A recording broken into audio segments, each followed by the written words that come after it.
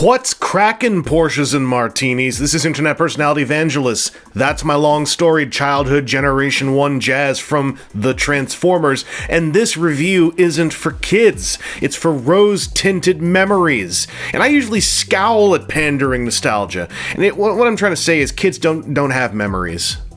I said the words before, but the original jazz begins as a Martini Racing Porsche 935, specifically based on the one that won the first circuit of the 1976 World Championship for makes, the Mugello circuit. Thanks, TF-Wiki. This is a Diaclone car robot turned Cybertronian, so the alt mode is lavish and loving, covered in livery and curvature that would likely need to be toned down and slightly debranded if delivered in, say, a modern or recent Studio Series 1986 Transformers the film version.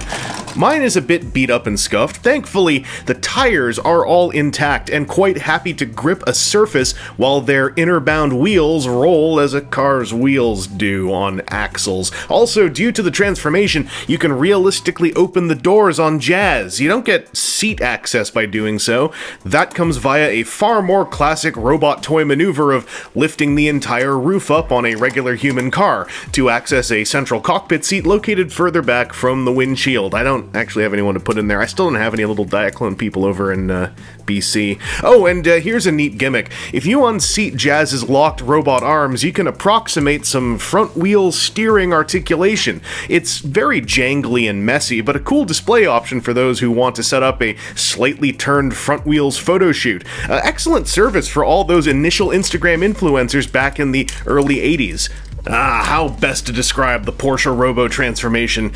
It's like the Diaclone Datsuns, except everything is a little bit harder and weirder. The grander motions are all the same, but the finer grains of tactile engagement are askew, persnickety. Every time you think something is one simple move, it's actually two slightly less simple moves. It is still an impressive feat for its time, particularly the Z accordion stacking of mass to form the torso. And hey, you can even opt for show accuracy if you let the doors get a little higgledy-piggledy back there. In fact, I can't help but wonder if G1 show accuracy for Jazz was the result of somebody just ham-smashing the doors back on top of each other during an initial photo shoot for the toys. Every time I look at a Diaclone car robot, I'll probably wax a similar tune, but what an iconic faux bipedal silhouette this robot mode does possess. Obviously designed to be a rolling mecha in Diaclone days, the olden days of robot toys were laden with enough practical uni-legs to see this piece however your mind's eye desires, rolling or stomping. I am a big fan of how much the stark white alt mode has been broken up with a cookies and cream combo of dark and silver robot detailing, and that head sculpt is just deliciously classy, and fairly close to how Jazz looked in the cartoon. Now, I did neglect to mention Jazz's bevy of accessories while I talked about his alt mode, because his alt mode can't make use of any of them. However, now, him robot! And all of those goodies are ready to leap to life.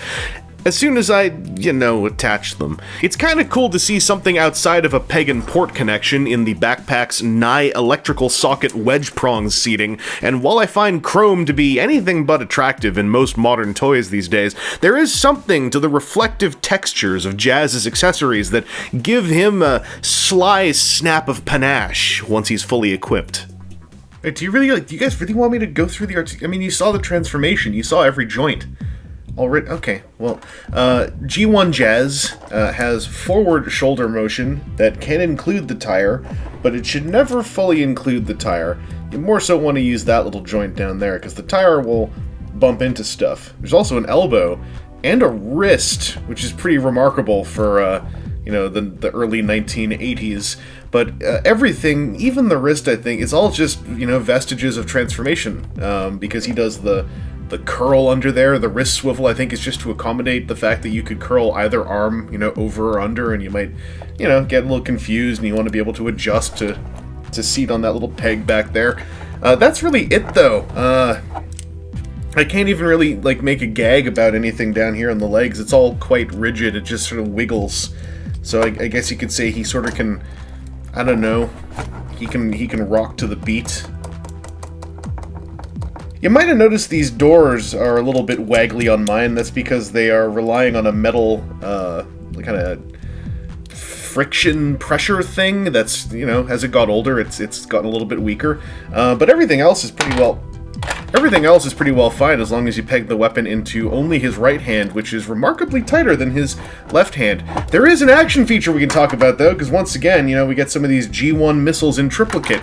But Jazz has a working spring in here, which means we can head on back here and just boom! That thing fires like absolutely child unsafe for all of you kind of weirdos who are like, I want children to be able to die from these weapons. Well, you probably, if you tried hard enough, you probably could. I mean, I've shot 2 of the 3. We might as well try the third one. Let's go in the other direction here.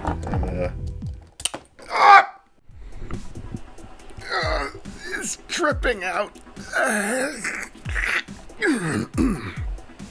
The Diaclone car robot cast of Autobots have obvious and easily overstated iconic stature, but through their myriad reissues over the years, I'd also say they have a very strong academic value to this day for converting mechanoid enthusiasts. Jazz is in many ways the other Datsun who's not a Datsun, but the Diaclone Datsun is a powerhouse of a classic toy, and it's no insult to draw the loud comparison. That does mean if you're just after some archaeological hand-feel experience, you've probably had most of Jazz as if you've tracked down a Fair Lady Zed, but these classic Autobots take up so little space, I think they're still a worthy and somewhat realistic collection to pursue in 2022, especially if you don't care about which versions you're acquiring. They just got that pleasant, palm-filling oomph. Oh, but before I go, one other fun little personal story about this Jazz. This is the gold box European Jazz, I'm pretty sure, given the lack of Martini stickers here, but the other Martini stickers present and the fact I never added repro labels or anything.